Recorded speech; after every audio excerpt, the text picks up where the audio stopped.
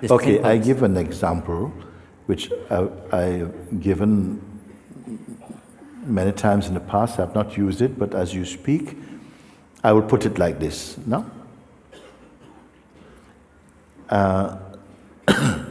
If you imagine a knife, I have a knife here. It's very, very sharp. It's as sharp as a razor. I can cut so many things with it. Can cut so many things with it. But however sharp it is, it cannot cut itself. Fair enough?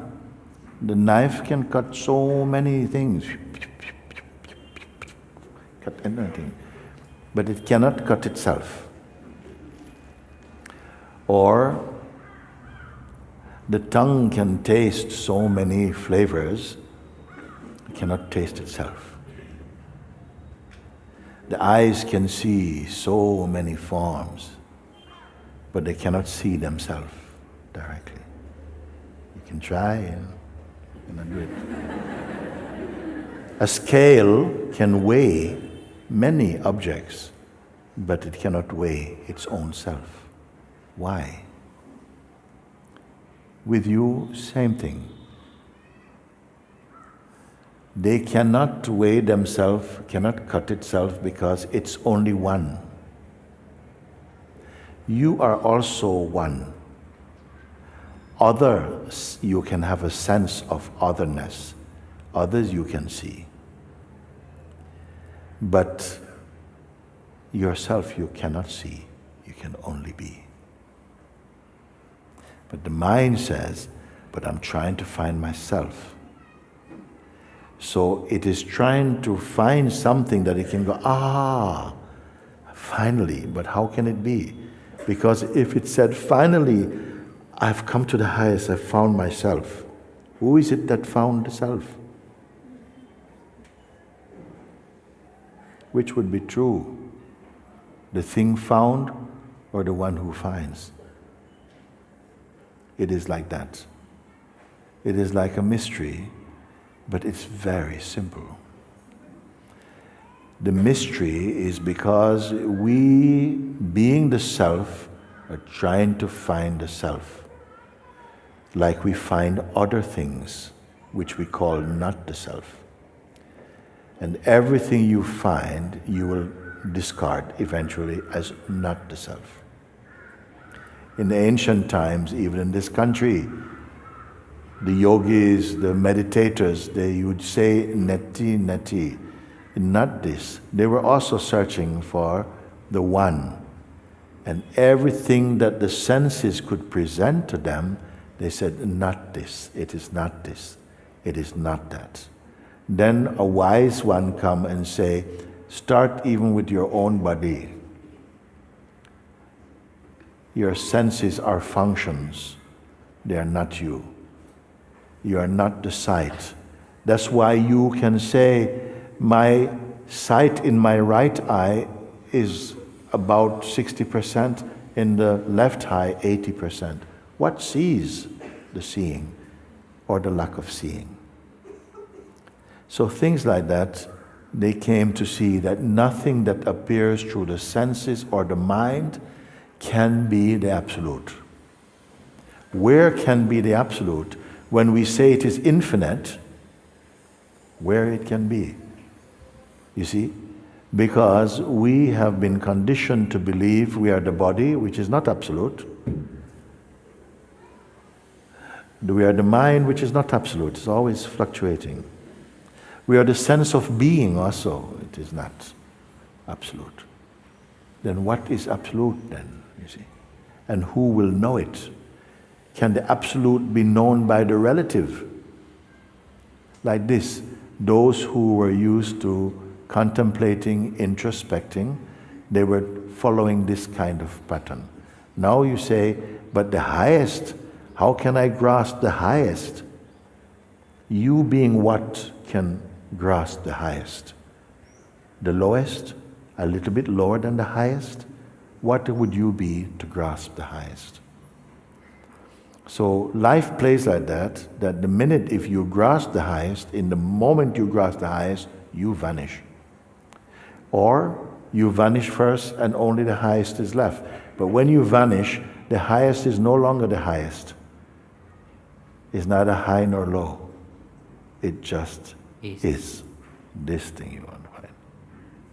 You will also come to find you just are. Not as a mental deduction, it will come as a flash of intuitive seeing that, of course, I've been all my life trying to equate the self in a shape, imagined or actual, in some form, some kind of construct, and it can never be any of these things. When you count, if I say count to 10, you start 1, 2, 3, 4, 5, 6, 7, 8, 9, 10. Nobody starts 0. 1, 2, 3, 4, 5. Therefore, I say, you be 0.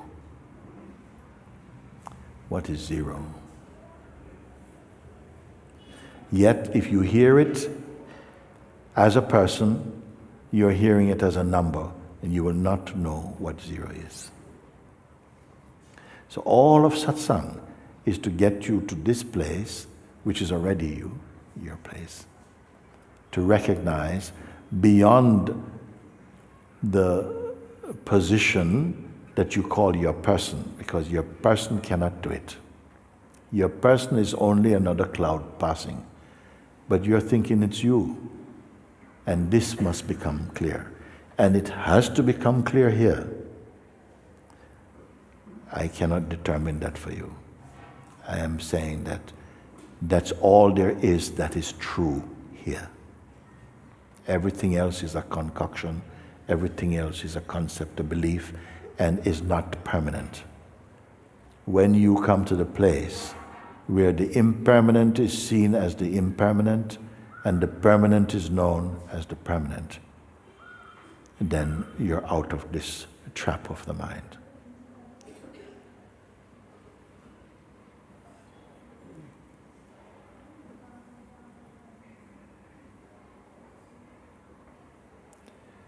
We are largely living in a state of distraction.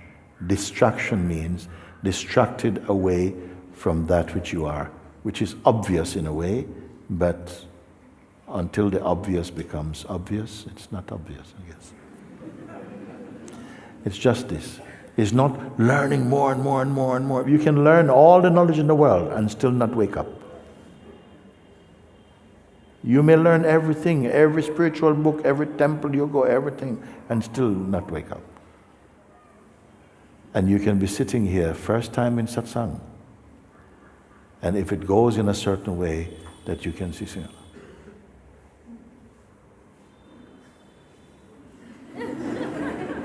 it can be simple like that.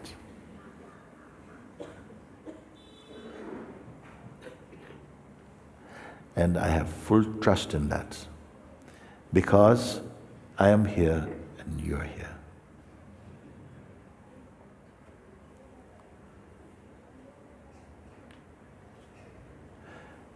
I have no doubt in me, and I have no doubt in you.